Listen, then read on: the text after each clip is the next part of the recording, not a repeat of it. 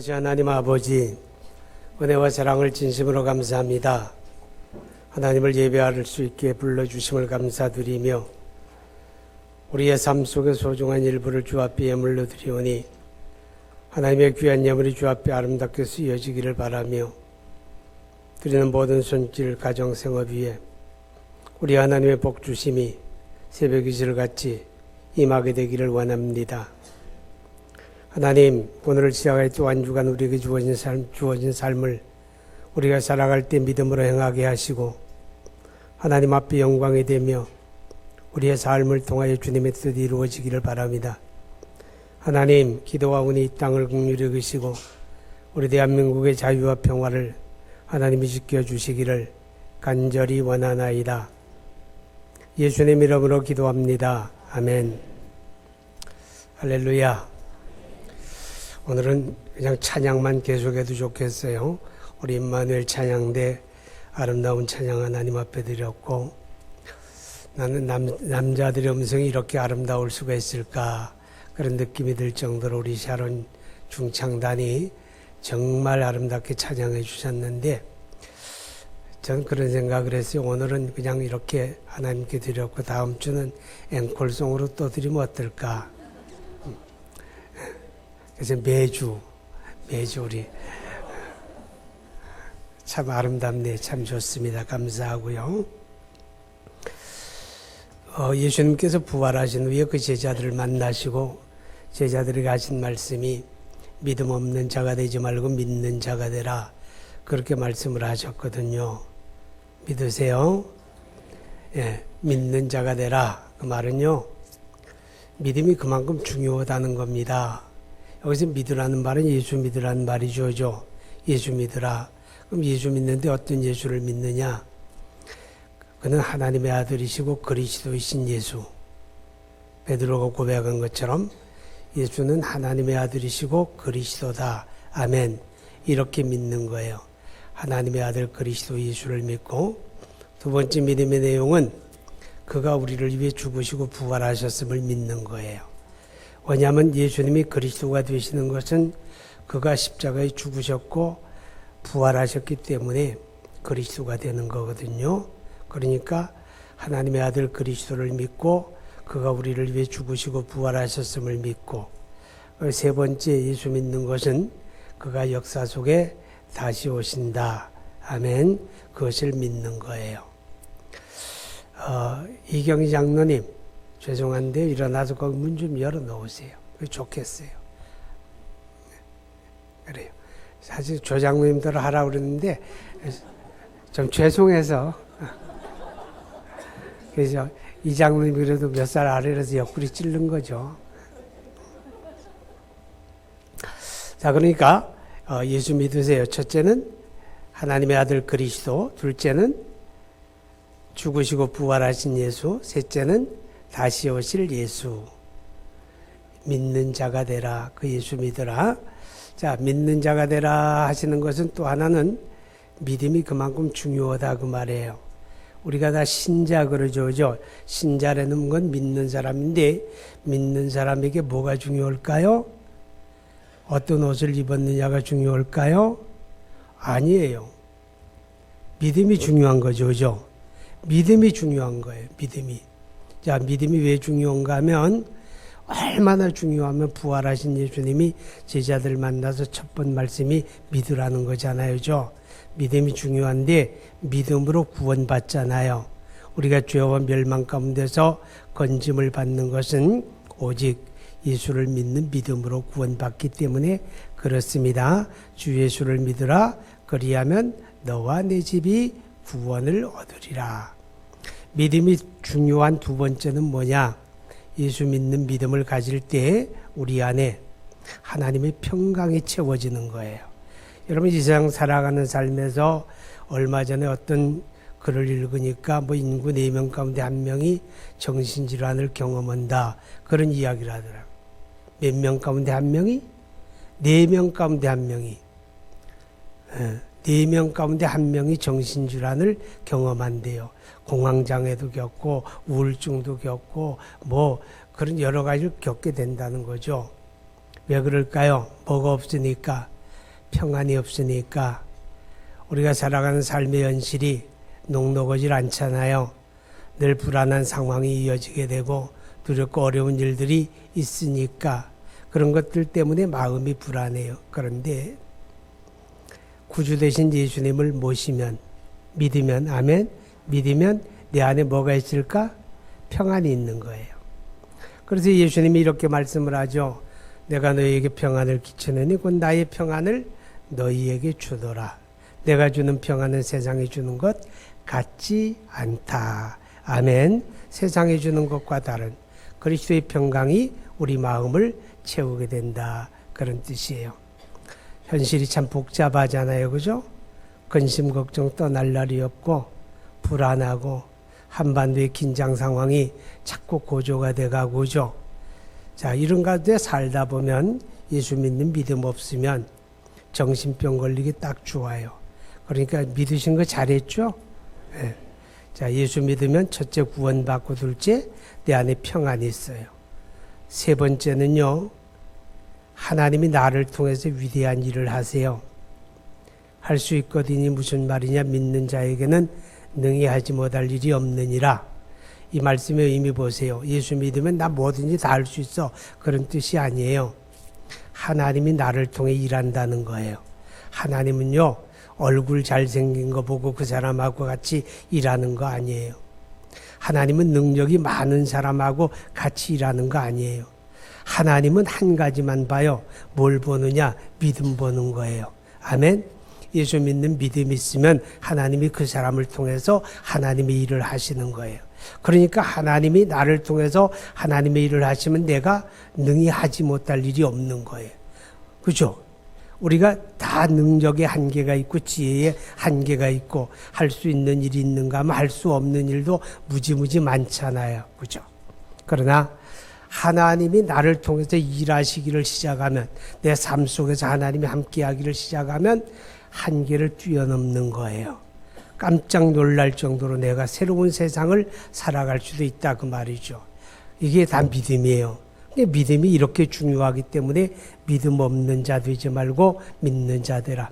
제일 불행한 사람은 누군가 하면요. 아예 안 믿는 사람이 불행하지요. 근데 그보다 조금 더 불행한 사람이 뭐냐. 늘 교회는 다니는데 안 믿는 사람이에요. 늘 교회는 다니는데 안 믿는 사람. 믿는 자가 되시기 바랍니다. 그럼 예수 믿는 믿음이 뭐냐? 예수 믿는 믿음은요. 오늘 읽은 말씀에 영접하는 자 곧 그 이름을 믿는 자에게는 아멘 영접하는 거예요. 누구를? 예수님을 영접하는 거예요. 아멘. 그게 믿음이에요. 예수님 영접하는 거. 자, 영접한다는 말은 무슨 뜻인가 하면 예수님을 내 삶에 받아들인다 그 말이에요. 예수님을 내 삶에 받아들이는 거예요. 토요일날 시집가고 장가가는 두 커플이 있네요. 두 커플이 있는데 장가가는 게 뭐예요? 내 삶에 누구를 받아들이는 거예요? 아내를 받아들이고 남편을 받아들이는 거예요. 그걸 받아들이는 거예요. 골라서 받아들이나요? 나쁜 거 걸러내고 좋은 것만 받아들이고 그러나요? 아니에요. 몽땅 다 받아들이는 거예요. 나쁜 것도 받아들이고 좋은 것도 받아들이고 다 받아들이는 거예요. 내 삶에 받아들이는 거예요. 받아들이는 거. 이게 영접하는 거예요. 아멘. 영접하는 거. 그렇기 때문에 요한계시록 3장 20절에 우리 한번 볼까요? 3장 20절 모니터를 주목하시면 돼요. 모니터. 자, 읽어봐요. 아니, 이거 로마서고 요한계시록 3장 20절 시작. 볼지어다 내가 문 밖에 서서 두드리노니 누구든지 내 음성을 듣고 문을 열면 그에게로 들어가 그와 더불어 먹고 그는 나와 더불어 먹으리라. 그리고 이런 자막 띄울 때는 말이에요. 방송실에서 내 얼굴 다 가리게 띄워도 괜찮아요. 밑에다 깔지 말고 한 가운데다 크게 깔아줘요. 내가 문 밖에 서서 문을 두드리노니 누구든지 내 음성을 듣고 문을 열면 나는 들어가 그로 더불어 먹고 그는 나로 더불어 먹으리라. 자, 제가 이제 김경환 집사님네 신방을 갔어요. 문을 똑똑 두드리는데 누구세요? 그래요. 저 이 목사입니다. 그러니까 김경환 집사님이 김경환 집사 그러니까 지금 누군지 지금 누굴까 그러죠. 저기 있어요, 저기. 문을 활짝 열고, 목사님 오셨네. 어서 오세요, 어서 오세요. 자, 들어오세요. 이게 뭐예요? 이게 영접이에요. 받아들이는 거예요. 할렐루야. 그러니까 예수 믿는다는 말은 예수님을 내 삶에 받아들인다, 영접한다, 그런 뜻입니다.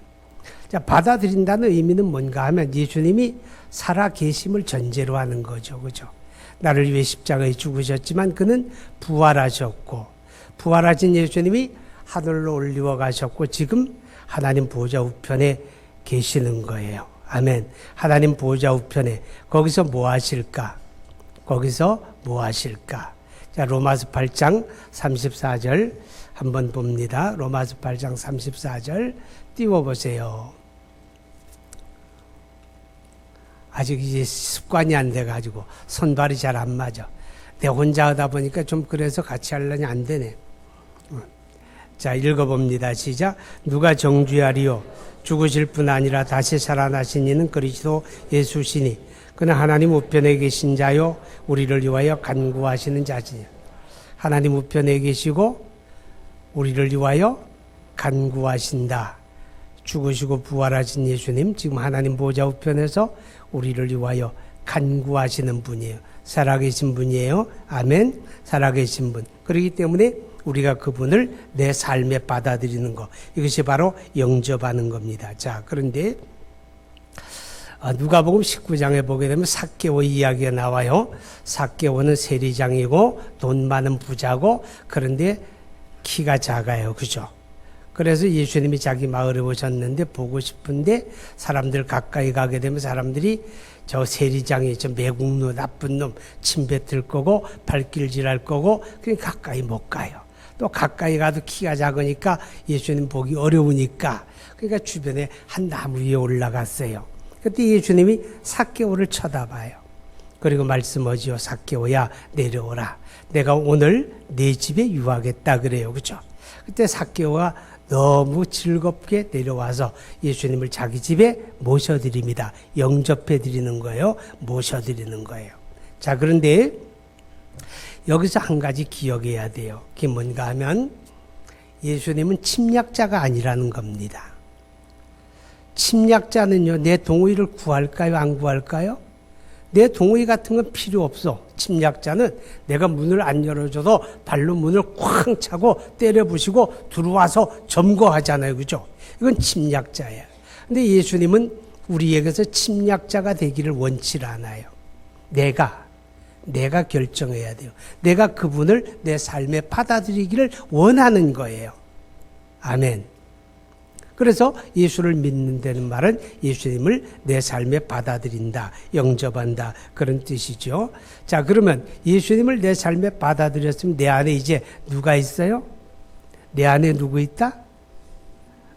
무슨 드라마 대사 같은데, 그 맞는 말이에요. 내 안에 누가 있어요? 내 안에 예수님이 계신 거예요. 그게 그리스도인이에요. 내 안에 예수님이 안 계시면 그리스도인이 아니죠. 자, 성경 한번 볼까요? 여러분, 이제 로마서 봅니다. 8장 10절. 로마서 8장 10절. 시작. 또 그리스도께서 너희 안에 계시면 몸은 죄로 말미암아 죽은 것이나 영은 의로 말미암아 살아있는 것이니라. 자, 여기 보면 그리스도께서 너희 안에 계시면 그랬어요. 그죠? 예수님이 내 안에 계신다는 거예요. 어떻게? 내가 그를 영접했으니까 이제 예수님은 내 안에 계시고 예수님이 내 안에 계시기 때문에 나는 그리스도인이 된 거예요. 자, 예수 믿고 영생 얻었죠. 아멘. 이 영생이라는 말은 예수님의 생명에 연결되었다는 거예요. 예수님의 생명에 참여했다는 뜻인데 이게 중요한 비밀이에요. 왜냐하면 예수님이 내 안에 계실 때 나는 영은 의로 말미암아 살아난 거예요. 영생 얻었다고 말해요. 예수님이 내 안에 계셔야 내가 그의 생명에 연결이 되고 내가 영생 얻은 거예요. 할렐루야. 그러니까 예수를 영접하는 게 믿음이고 예수님이 내 안에 계신 게 믿는 거예요. 아멘. 고린도후서에 보면 이런 말씀이 있어요.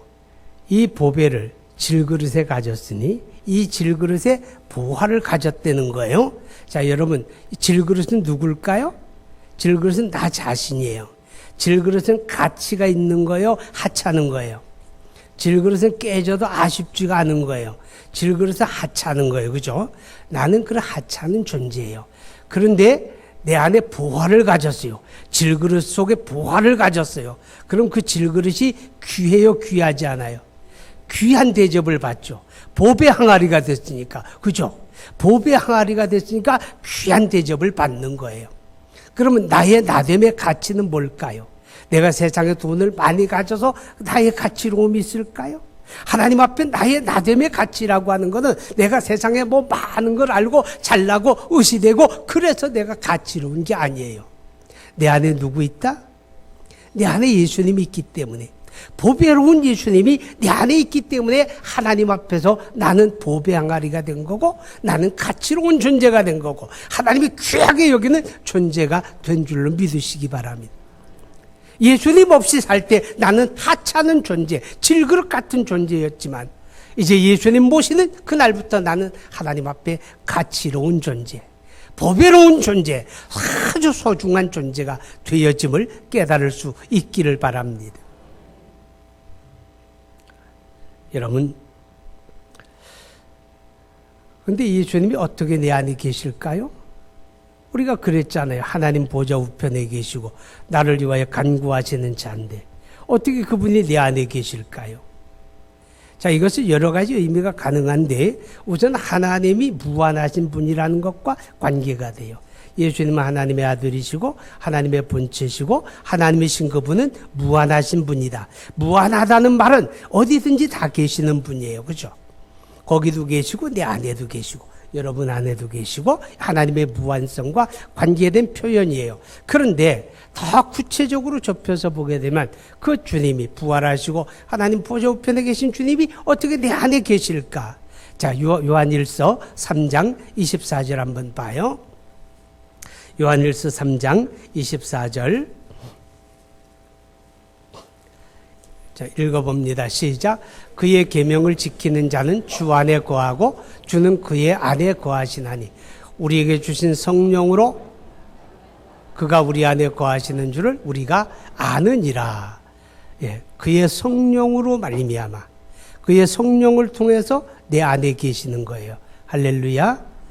성령을 통해서 내 안에 계신다. 예수님이. 자, 그러면 다시 한번 이야기를 정리를 해볼까요? 예수 믿는다는 말은 예수님을 영접한다는 말이에요.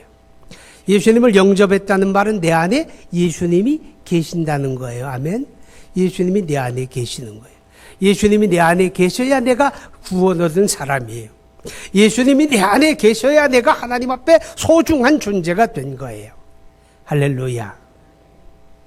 그런데 예수님이 내 안에 계신다는 또 다른 의미는 예수님이 내 삶의 주인이 되셨다, 그런 뜻이에요.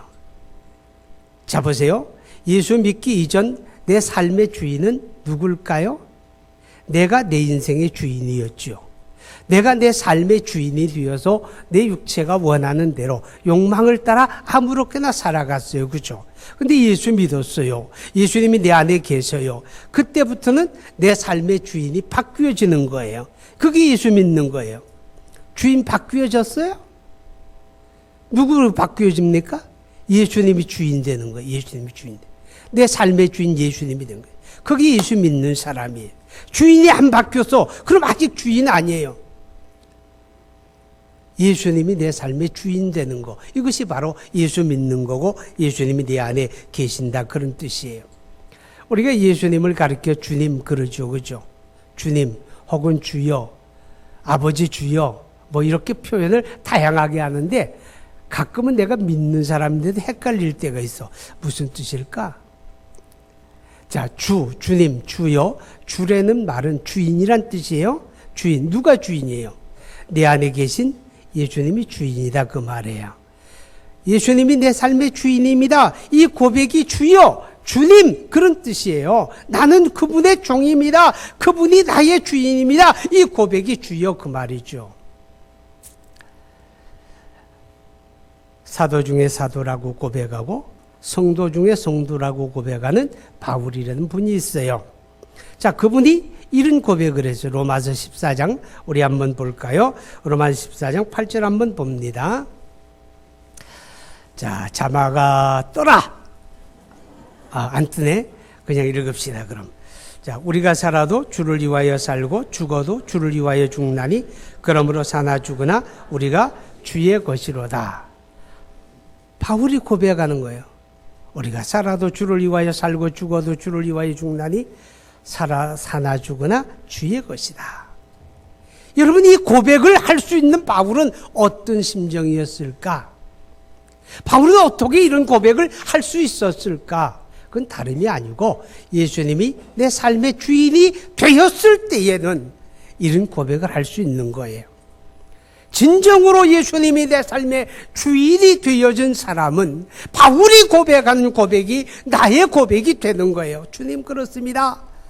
나는 살아도 주를 위하여 살고 죽어도 주를 위하여 죽고 사나 죽으나 나는 주님의 것입니다. 이렇게 고백하는 바울은 바로 예수님이 내 삶의 주인 된 사람의 고백이었다라고 하는 거죠. 정말 예수님이 여러분의 삶의 주인 되셨습니까? 그렇다면 여러분도 바울의 고백을 함께 고백할 수 있는 거죠. 근데 예수님이 어떻게 내 삶의 주인이 됩니까? 왜 그분이 주인 되어야 합니까? 왜 내가 내 인생의 주인으로 살지 못하고 왜 그분이 주인 되어야 합니까? 여러분, 그 이유가 있습니다. 뭔가 고린도전서 6장 20절에 보면 값주어 사셨어요. 여러분을 누가, 예수님이 십자가의 피 흘리심을 통해서 값을 내고 사셨기 때문에 내가 예수님을 믿습니다. 예수님을 내 삶에 받아들입니다. 그 말은 이제 그분이 나를 사셨다 그 말이에요. 대금을 지불하고 나를 사셨어요. 그럼 나 누구 거예요? 나 예수님 거잖아요. 예수님 거. 그래서 그분이 주인 되는 거예요. 그분이 대가를 지불하고 나를 사셨기 때문에 이 세상에 그 어떤 것으로도 지불할 수 없는 엄청난 대가를 지불하고 나를 사셨기 때문에 오늘 예수 믿는 저와 여러분은 바로 예수님이 내 삶의 주인 되어진다라고 하는 것을 우리는 기억하게 됩니다. 믿음이 성숙한 사람, 믿음이 큰 사람의 특징은 예수님이 내 삶의 주인됨을 고백하는 사람이고, 믿음이 더 성숙한 사람은 예수님이 내 삶의 주인이라고 하는 것을 입으로만 고백하는 게 아니라 자기 삶으로 고백할 수 있을 때 이것이 성숙한 믿음의 사람입니다. 많은 사람들이 예수님이 내 삶의 주인입니다 라고 입으로는 고백하는데 그 삶으로 예수님이 내 삶의 주인이라고 고백하는 거기에까지는 자라나지 못한 그리스도인들이 많이 있습니다. 바라건대 여러분 여기까지 자라기 바랍니다. 나의 삶 속에서 예수님이 나의 주인입니다 고백할 수 있는 삶으로 성장하기를 소망합니다. 그러면 예수님이 내 삶의 주인 되어서 살아가는 내 삶은 어떤 모습일까? 더 간단하게 이야기하면 그리스도인의 삶이 어떤 것입니까? 누가 이렇게 묻는다면 뭐라고 답할까요? 그리스도인의 삶이 무엇입니까? 라고 묻는다면 간단하게 대답하면 예수님이 내 삶의 주인 되시는 것입니다. 이렇게 답하면 돼요. 예수님이 내 삶의 주인 되어지는 것이 진정한 그리스도인의 삶이다 라고 하는 거죠. 자, 이제 구체적인 얘기를 좀 해볼까요? 우리가 성경 속에서 그리스도인의 삶, 예수님이 내 삶의 주인 되는 삶이 무엇일까라는 것에 대해서 여러 가지를 이야기하는데 그 중에 몇 가지만 살펴보게 되면 고린도전서 10장 31절에 너희가 먹든지 마시든지 무엇을 하든지 다 하나님의 영광을 위해서 하라. 자, 주목. 먹는 거, 마시는 거, 무엇을 하든지 그게 뭐예요? 다 일상적인 거다 그 말이에요. 일상적인 거. 아주 특별한 경우에만 예수님이 내 삶의 주인 되는 게 아니라 우리 일상적인 삶 속에서 예수님이 내 삶의 주인이 되어야 한다, 그런 뜻이에요. 아주 사소한 것 속에서도 예수님은 내 삶의 주인이 되어야 하는 거예요. 그게 먹든지 마시든지 무엇을 하든지 일상적인 삶 속에서 예수님이 내 삶의 주인이 되어야 하고, 그 일상적인 삶 속에서 하나님의 영광, 나의 영광이 아니고 나의 유익이 아니고 하나님의 영광을 우선하라는 거죠. 자, 보세요. 우리는 이것을 할지 말지를 결정하게 될 때 먼저 무엇을 염두에 두어야 할까요? 이것을 했을 때 나에게 얼마의 소득이 돌아올까? 얼마의 유익이 될까? 손해 나지 않을까? 우리는 그런 기준을 가지고 이것에 하고 말고를 결정하잖아요. 그죠? 그런데 예수님이 주인 된 사람의 삶은 이것을 하고 말고를 결정할 때 나의 이익을 우선 계산하는 게 아니라 하나님께 영광이 될까 안 될까를 먼저 생각하는 거예요. 내가 이것을 결정하게 되면 경제적인 이득이 많이 된다 할지라도 오히려 그 일이 하나님의 영광이 안 된다라고 생각하면 그걸 그만둘 수 있는 거. 이게 예수님이 내 삶의 주인 된 삶이죠. 아멘? 그렇게 살고 있습니까? 여러분도 저도. 그렇지 못하잖아요. 그죠? 오히려 이것을 하게 되면 하나님께 분명히 영광이 되는데, 아, 나한테는 손해가 온다. 분명히 나에게는 이익이 안 된다. 그러면 어떻게 돼요? 포기해버리죠. 아직까지 나는 내 삶의 주인이 예수님이 아니고 내가 내 삶의 주인이 되어 살고 있다. 그런 뜻입니다. 우리는 분명히 하나님 앞에 예배하고 하나님의 말씀을 듣고 할 때는 그래, 예수님이 내 삶의 주인이야. 나는 이제부터 예수님이 주인된 삶을 살 거야. 그런 생각하지만 우리가 생활 현장에서 일상에 딱 돌아가게 되면 가정생활이든 먹는 생활이든 모든 생활 속에서는 아직까지도 주님 좀 가만히 계세요. 내가 생각할 때 주님은 그냥 예배당에서만 주인하시고 내 삶에서는 내가 더 현실적이고 내 마음대로 하는 게 더 옳은 것 같아요. 내가 주인 되어 살려고 하는 그런 경우가 많잖아요. 그죠? 예수님이 내 삶의 주인 된다고 하는 것은 특별한 일이 아니라 일상적인 것들 속에서 목적을 내게 두는 게 아니라 주님의 영광의 목적을 두고 사는 거라고 이야기했어요. 마태복음 6장 33절에 보게 되면 너희는 먼저 그의 나라와 그의 의를 구하라 그랬어요. 자, 예수님이 주인 되어져 사는 삶이 그런 거예요. 자, 보세요. 예수님이 주인 되어져 사는 삶은 우선순위가 내가 아니고 예수님이 먼저라는 거죠. 그의 나라와 그의 의를 먼저 그의 나라와 그의 의를. 내가 우선이 아니고 주님이 우선이다. 주님이 우선인데 주님의 나라가 우선이다 그 말이죠. 주님의 나라가 우리 가정 속에 주님의 나라가 임하고 이 땅 위에 주님의 나라가 임하고 내 삶 속에 주님의 나라가 임하고, 그 주님의 나라가 임하는 건 뭐예요? 예수 믿음을 통해서 임하는 거죠. 그리스도의 복음을 통해서 임하는 거잖아요. 그죠? 그러니까 예수님이 주인된 삶은 하나님의 나라를 우선하는 거예요. 하나님의 나라를 우선하는 거예요. 하나님의 나라 우선. 가령 예수님께서 요한복음 4장에 보게 되면 수가성 우물가에 계실 때에 그 제자들이 먹을 것을 구해가지고 와서 선생님 잡수세요 그러니까 예수님이 이런 말씀을 해요. 나는 너희가 알지 못한 다른 양식이 내게 있어. 그러는 거예요. 깜짝 놀랐죠. 아니 우리가 음식을 구해오지 않았는데 누가 벌써 음식을 갖다 주셨을까? 그때 예수님이 이렇게 말합니다. 나의 양식은 하나님의 뜻을 이루는 것이다.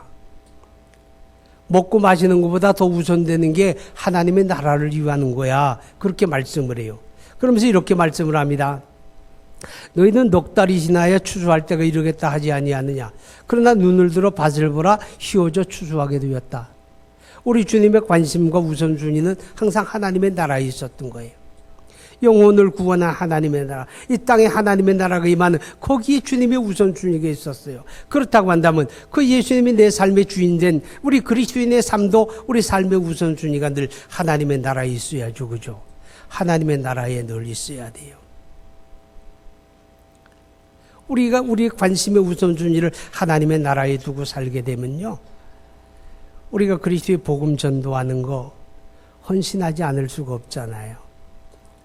제가 금년 목회를 하면서 가장 제 평생에 큰 충격을 받았어요. 제가 우리 교회가 다음 주면은 38주년이 돼요. 이 38년 동안에 가장 큰 충격을 지난 주일에 먹었어요. 충격을 먹었어요. 그럼 눈이 동그래져야 하거든요. 뭘까? 궁금해져야죠. 네, 다름이 아니에요. 1년에 2번씩 세례식을 하는데 이번 세례식에 작년 세례교인이 하나도 없었어요. 38년에 처음이에요.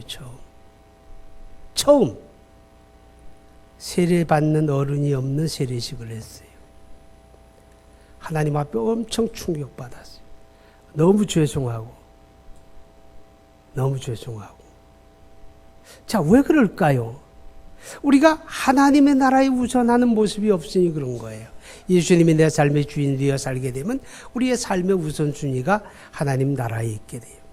우리 삶의 우선순위가 그의 나라와 그의 의라고 하는 바는 예수님이 옳게 여기는 일, 예수님이 옳게 여기는 일에 우선하라는 거죠. 이게 예수님이 내 삶의 주인 된 그리스도의 내 삶의 모습이다라고 하는 겁니다. 여러분 기억하시기 바랍니다. 예수님이 내 삶의 주인이 되어지게 되면 내 삶엔 어떤 유익이 있을까요? 내 삶을 주인 되신 예수님이 책임져 주는 거예요. 아멘. 우리가 살아가는 삶의 현실을 봐요.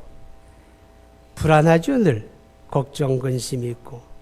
그리고 가급적이면 요즘에 떠도는 가짜뉴스 보지 마세요. 온갖 가짜뉴스들이 다 떠돌아요. 그런 거 자꾸 들여다보고 있으면 마음이 다 불안해져요. 누가 내 주인입니까? 예수님이 내 주인이에요. 그럼 나의 죽고 사는 건 누가 책임집니까? 예수님이 책임지는 거예요. 그분에게 맡기세요. 자, 마태복음 28장 20절에 예수님이 그 제자들을 사명 주시면서 이렇게 결론적으로 말씀을 해. 볼지어다 내가 세상 끝날까지 너희와 항상 함께 있으리라. 세상 끝날까지. 언제까지? 세상 끝날까지 너희와 항상 함께 있으리라. 여러분 이 속에는 이런 의미가 있어요. 네가 잘날 때도 함께하고 너 못날 때도 함께하고 너 신앙 좋을 때도 함께할 거고 너 무지무지하고 속색일 때도 내가 너와 함께할 거야. 그 말이 담겨 있는 거예요. 내가 너와 함께할게. 예수님이 나를 위해 죽으시고 부활한 예수님이 말씀해요. 내가 너와 함께할게. 내가 너와 함께할게. 이 말이 무슨 말이에요? 이 말 속에는 너 걱정하지 마 그 말이에요. 너 걱정하지 마라. 너 두려워하지 마라. 너 그런 거 염려하지 마라. 내가 너와 함께할게. 아멘. 여러분 보세요. 내가 주님의 것이 되어서 주님이 나의 삶의 주인이 되어 살아가게 되면 그 주님이 내 삶을 책임진다 그 말이에요. 내가 너와 함께할게. 염려하지 마라. 두려워하지 마라. 내가 너와 함께할게. 죽고 사는 거 그분이 책임지는 거예요. 할렐루야. 아까 읽었던 말씀 가운데 마태복음 6장에 보게 되면 예수님이 너희는 무엇을 먹을까, 무엇을 마실까, 무엇을 입을까 염려하지 마라. 이런 것이 너희에게 있어야 할 줄을 하늘 아버지가 아시느니라. 할렐루야. 그러면서 결론에 가서 먼저 그의 나라와 그의 의를 구하라. 그리하면 이 모든 것을 내가 너희에게 더하여 주리라.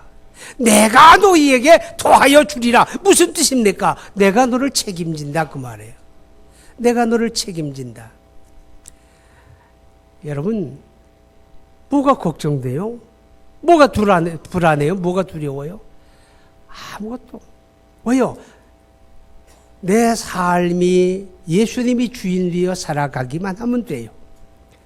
그분이 내 삶의 주인이 되어서 내가 이 땅에 살아가야 되면 주인 되신 그분이 나의 모든 형편과 처지를 아시고, 아멘, 다 아시고 아시고 내가 너와 함께 할 것이고 내가 너를 책임질 것이고 내가 너를 주장할 것이다.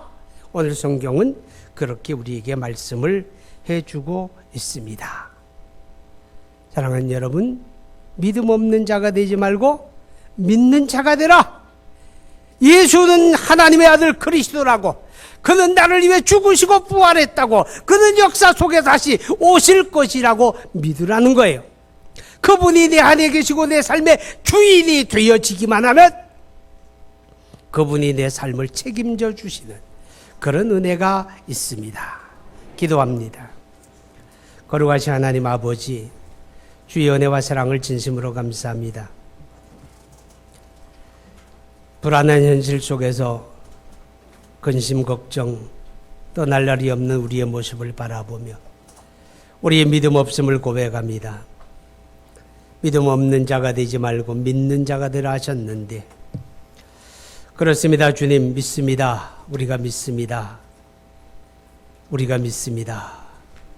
주님 내 안에 계심을 믿고 이제 주님이 내 삶의 주인 되심을 고백하며 내 삶으로 그렇게 살 것입니다. 내 삶의 형편과 처지를 다 아시는 주님, 내 삶을 책임져 주심을 감사합니다. 내 삶을 붙들어 주심을 감사합니다. 내 삶을 맡아 주심을 감사합니다. 예수님 이름으로 기도하옵나이다. 아멘. 아멘.